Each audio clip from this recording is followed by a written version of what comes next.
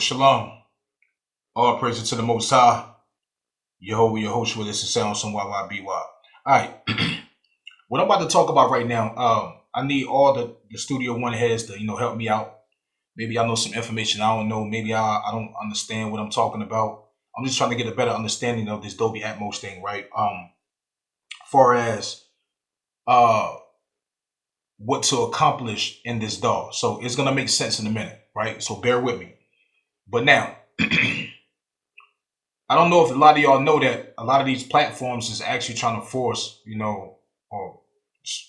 I guess force Dolby Atmos to be used on these platforms where you cannot put your music on there if it's not mixed through Dolby. Let's say if that is true. I like using Dolby anyway. I really like this setup. I really like the whole concept because I've always been big on panning my stuff all type of crazy ways anyway. So I always been big with the part of, I wish I could, I can't show this right now, man. Oh shit. Dag, man. So it took it off. Hold on, let me see something right quick. It might stop my recording. Let me see. Yeah, I think it's gonna stop my recording. Yeah, it's gonna stop my recording. Yeah, I don't think so. 1 2 1 2 1 2. We gonna find out. Yeah, so like this part, always love this spectrum type thing where I always had a vision of trying to put sounds in certain spots and everything, because when I used to read a lot of information about panning, the pan law and all that, I always been big on that. And but now we got certain levels with it. We had plugins that do certain things, but I had one plugin that was pretty dope with that by Wave Arts called surround sound, surround something like that. But check this out though. So this is the part that's kind of weird, because let's say we have to use Adobe. Let's say we have to use Adobe to load our music on these platforms now. Let's say they do that. They say they enforce that. The question is that means that when you're mixing, that Adobe stuff has to be mastered, right? We know that. Check me where I'm going at with this, because when you in Adobe, when you're in here, right? So say you're doing a mix and everything, and you got your stuff set up how you want to set it up with your headphones, blah, blah, blah. You got all that going on. And they give you an option right here where you go to, hold on, let me see. You go right here where you got export spatial audio, where they give you different options. They give you stereo, binaural, and all the, which one you're using. And you can export those joints out, to listen to them, right? Okay. And when I actually export these out, they all sound different when I was really, playing the music, with a joint that I export out. Because I was really in my bag. Like I was just trying things out, just raising this up high and, and putting, certain things on the spatial, on the spatial part right here. Then you put on the spatial part right here, you can really maneuver that joint around with this room thing right here. So is it valid? Hold on. I think I can't use it right now because it's not valid. Let me see. I don't think so.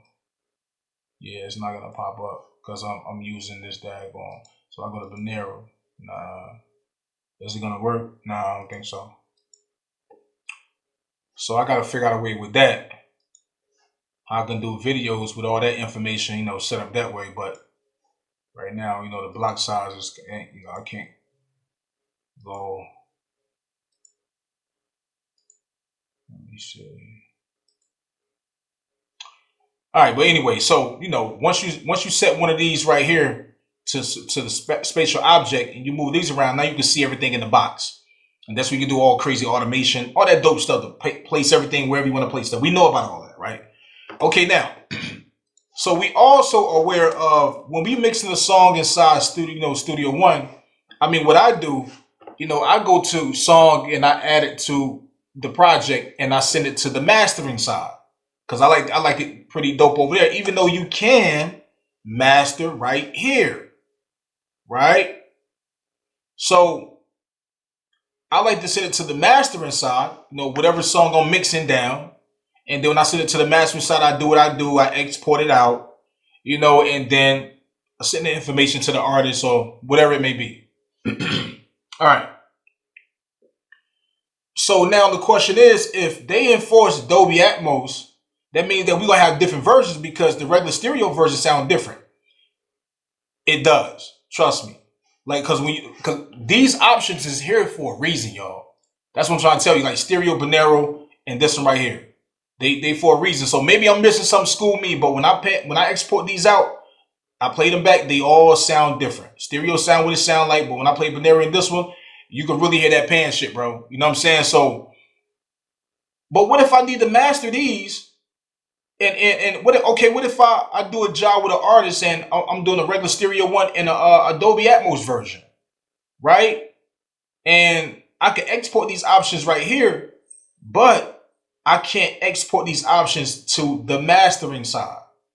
So the only thing I'm thinking of, like, okay, maybe I got to export them out first, on the regular desktop, and then open up the mastering side and drag them in there, I guess. That's cool, but I'm like, okay, what we don't supposed to master the DAG Atmos part? Because regardless of the fact, if it's a song or a record that you're doing for somebody, and you want to give these different versions, different variety of versions, they have to be mastered, right? We know the original song has to be mastered. It had to be mixed and mastered properly, regardless of who doing it. So now this is a person who some people be like, you got to give it to somebody else to get it mastered. Nah, man, I'm talking about what the fuck I'm gonna do. I'm talking about me doing the work. This is what I do. I do all that type of stuff. Not saying that of course somebody else can do it, but I do all the work myself. I've been doing this for a long time. So, what am I missing, man? Because again, you can export this out on desktop, right? And we know that when you're mixing something inside the DAW, we can add it to the project. When you go to add project, it's no options to add those different versions. So let's see right quick. Let's see what's gonna happen. Let's go to 48. Just send it to the desktop because it's gonna get erased. Right? It's only gonna send one.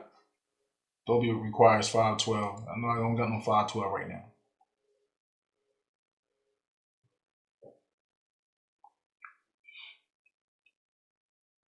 One guy told me, he was like, well, those other files don't matter. They do matter.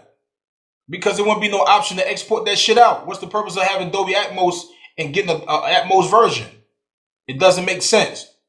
So it does matter. That's why they different names and different names for a reason. I don't think it's just one wave that you send and it's going to be Dolby. Why are you showing a wave file? Oh, well. I don't think so. It's just showing one track, right? It's just showing one track. And then when you go to, up here, export out, digital, it's only going to give you the regular options of, AIF, FLAC, blah, blah, blah, input for Opus, MP3. And then the loudness and everything, all that type of stuff. So what am I missing? I mean, is the MP3 or the wave still going to have the Dolby Atmos sound embedded in it or something like that? And based on what you plan it on, if you plan it on the headphones? Because again, why would they give you different options? When you're doing the work in here, and you go to song again, when you go to song and go to export spatial audio. But it'd be dope if they had a feature, if we're being forced to now, you got to have Dolby Atmos mixing. Okay, cool. I'm down with that because I'm really about to do all my songs in that way. Like all my music beats and everything and stuff like that. I'm really about to really, mix regular this way. Not the regular way no more. Like this way. Yes. Record and everything. It's kind of weird, but record and everything because I noticed that when you set this up to record, I noticed that I don't have to turn the Z on when I got it set up with the Dolby Atmos. I don't have to have it's no latency. As long as I take it down to 128, 512, you can hear it a little bit. But I take it to 256 or 128, You really don't have, you won't hear none of that. So it's no latency. But the thing is, I don't have to click this, select this when I got to set up the Dolby Atmos way. I don't have to set nothing up. I'm sorry. I don't have to select this, the Z. But if I got the Dolby Atmos turned off, I got to select that Z. So, I mean, maybe that's correct. I mean, the question is, can we record with Dolby Atmos? Because the thing I learned, what I realized is that when I turn this monitor button on, it might won't work now, but when I on this track, when I turn on the track, on the vocal track, when I turn this monitor button on like this, and I have the Z selected with Dolby Atmos working, it forced the music to the left of my headphones.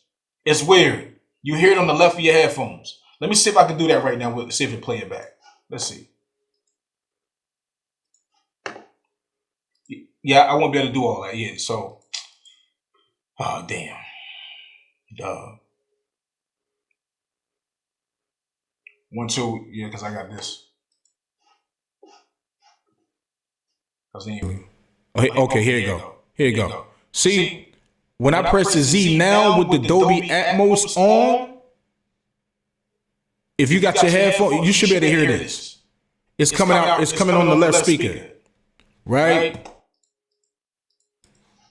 But when I turn this off, it's straight. It's back regular. And it's still no latency at all. So I've been testing out to record and play instruments this way. I'm like, okay, well, maybe it's something I'm missing. School me, y'all. Like, really, like, I'm trying to wrap my head around this. That's why I've been playing with it, tweaking it, because I want to make sure I know what the hell I'm doing when I really get in my bag and start doing this work. That's what I always do. I practice and I test things out before I can really speak on it. So, but again, I like the features, man. I really do. I really like the features, man. Some people say it's not all that or whatever. Shit, to me, I like the when you can put those sounds and instruments in the different places on that spectrum, man. That shit sound hard, man. That sound hard. Well, you only got 2 headphones anyway. That's the whole point. You still can hear it. That's why they designed it where you can do it in headphones. So you're giving a version for the headphones, and you're giving a regular version like we normally do. That's the whole point. Experience.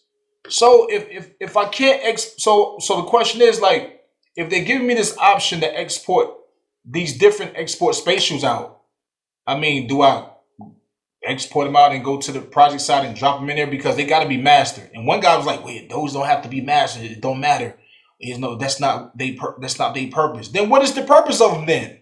What the fuck? The export them out just to hear them?